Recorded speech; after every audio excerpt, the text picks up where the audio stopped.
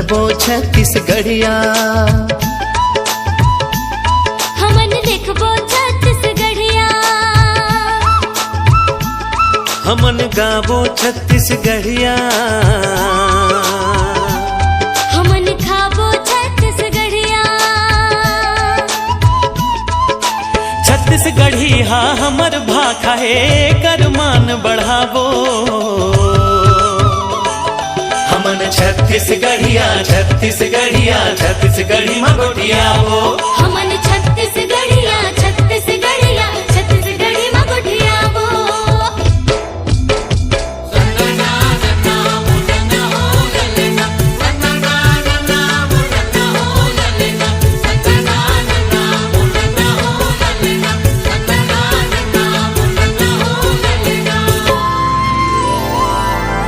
हमर भाखा है गुरतुर जेमा गुड़ के जैसे मिठास है।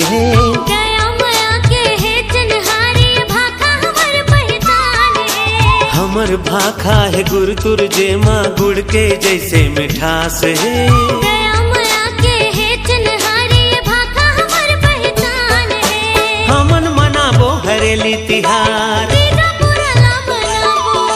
होरी देवारी मातर छेर छेरा गौरी गौराला मनाबो। कर्मा ददरिया सुआ पंथी राउत नाचा में झूम जाबो।